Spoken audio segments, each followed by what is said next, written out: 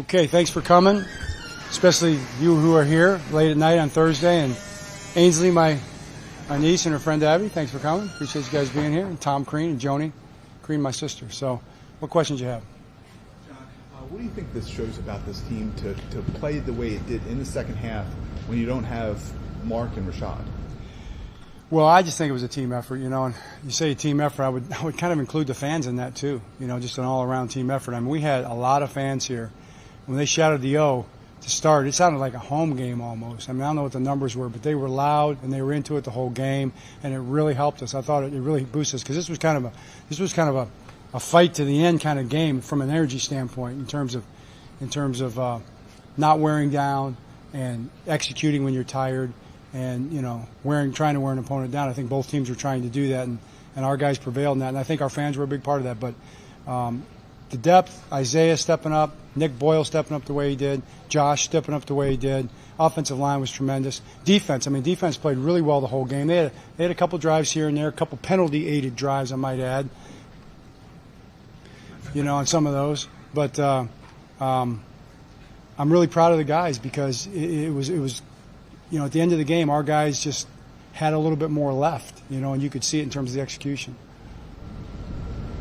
John, at halftime, you guys only had 7 carries running the ball in the first half. Did you talk to Greg and kind of remind him? No. That was the plan. We had a plan going in terms of how we were going to try to approach this game, and it really laid out exactly how we had anticipated in terms of what we called, when we called it, in terms of the run-pass ratio.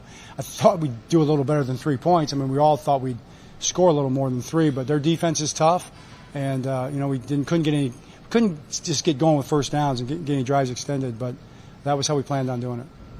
John, Lamar went 8 for 8 in that second half passing.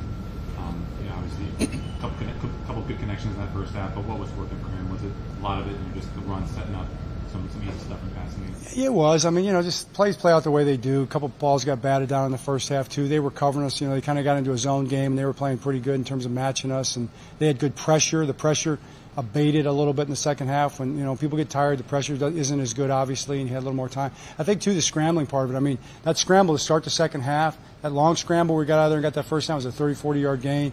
That was big. I think that took a little steam out of them, too, in terms of the pass rush because you don't want to see that happen. It slows you down a little bit. Does his unflappability help in a game like this where you mentioned, thinking you deserve more than 3 points, come in the second half at the same kind of Lamar?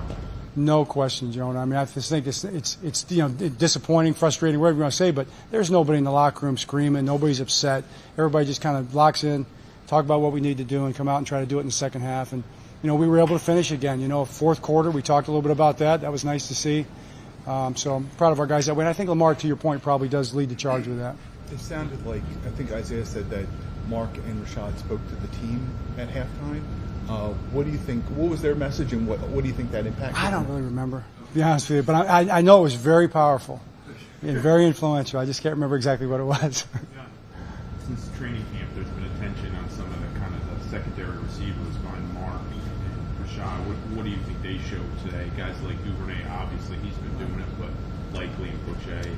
No doubt. Of course, to see Isaiah step up, we saw it in training camp in the preseason games, but Duve's been doing it all year. But D-Rob, D-Rob had a heck of a game. He came out and made some big plays for us, getting up the sideline. Duve did it not just in the passing game, but in the run game as well. I thought both running backs did a great job. All 3 running backs did a great job. It was a team effort. It was an all-around team effort. John, we're going to have to ask the injury question at some point.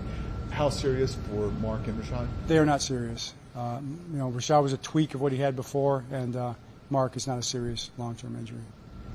Was Lamar lobbying to go for it on 4th and 1 there when you beat the field goal? Which one? No, not at the end. There was a no-brainer on that one. I know I had some fans worried about that, but I was not going for that. I thought about trying to draw him off sides. That was the conversation, just for the record. I had a fan grab my hand coming out, saying hi to the fans. He said, kick it. That's all he said to me was kick it. Appreciate it.